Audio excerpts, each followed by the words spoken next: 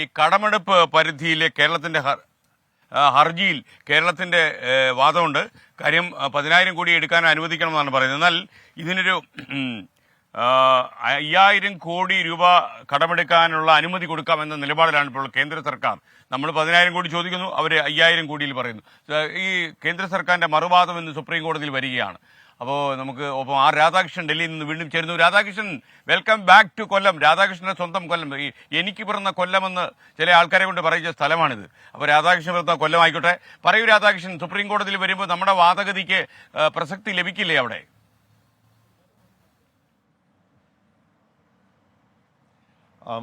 ഇത് കേന്ദ്രം വളരെ ശക്തമായിട്ടുള്ള നിലപാട് ആണ് ഇപ്പോൾ സ്വീകരിച്ചിരിക്കുന്നത്. കഴിഞ്ഞ തവണ ഈ സുപ്രീം കോടതിയിൽ അതുമായി ബന്ധപ്പെട്ടിട്ടുള്ള നിലപാട് കേന്ദ്രം സ്വീകരിച്ചിരുന്നു. കേന്ദ്രത്തോട് സുപ്രീം കോടതി പറഞ്ഞത് ഈ വാദങ്ങളെല്ലാം എഴുതി നൽകാനാണ്. അതുപ്രകാരം കേന്ദ്രം ഒരു സ്ഥിതി വിവര കണക്ക് സമർപ്പിച്ചിരിക്കുന്നു. ആ സ്ഥിതി വിവര കണക്ക് ഒരുപക്ഷെ അല്പം അലാമിംഗ് ആണ്. കേരളത്തെ സംബന്ധിച്ച് ഉന്നയിക്കുന്ന വാദങ്ങളെ ഖണ്ഡിക്കാനായിട്ട് കേന്ദ്രം വളരെ ശക്തമായിട്ട് ശ്രമിക്കുന്നു എന്നതിൻ്റെ തെളിവ് ആണ് 56,583 കോടി രൂപ കഴിഞ്ഞ ഈ നടക്കുന്ന ഈ സാമ്പത്തിക വർഷം ഇതുവരെ കേരളം കടമെടുത്തു എന്നുള്ളതാണ് കേന്ദ്രത്തിൻ്റെ ഏറ്റവും പ്രധാനപ്പെട്ട വാദം. കേന്ദ്രം കൂട്ടിച്ചേർക്കുന്നു. ഇതിൽ 37,572 കോടിയും കടമെടുത്തിരിക്കുന്നത് പൊതുവിപണിയിൽ നിന്നാണ് എന്നാണ് പറയുന്നത്.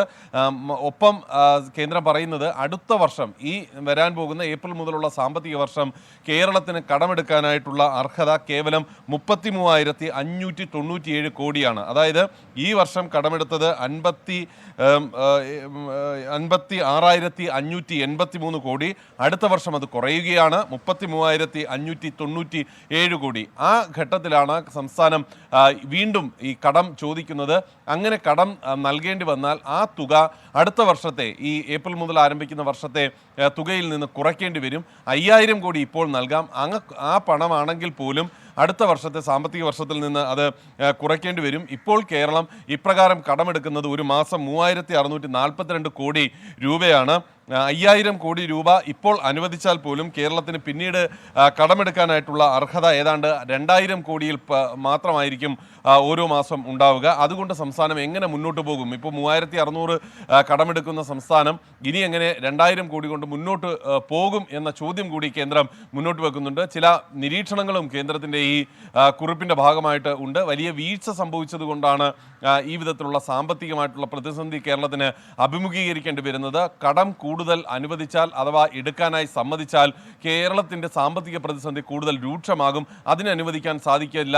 കേരളത്തിലെ ജനങ്ങളാണ് ബുദ്ധിമുട്ടാൻ പോകുന്നത് എന്നതുൾപ്പെടെയുള്ള നിരവധി വാദങ്ങളാണ് ഉള്ളത്. കഴിഞ്ഞ തവണ ഈ വാദങ്ങളൊക്കെ ഉന്നയിച്ചപ്പോൾ വളരെ ശക്തമായിട്ട് നമ്മൾ സുപ്രീം കോടതിയിൽ കേരളം എതിർത്തിരുന്നു. കേരളം പറയുന്നത് കടമെടുക്കാനുള്ള കേരളത്തിൻ്റെ അർഹത അത് ചോദ്യം ചെയ്യുന്ന നടപടി തന്നെ തെറ്റാണ് എന്നതാണ്. SK.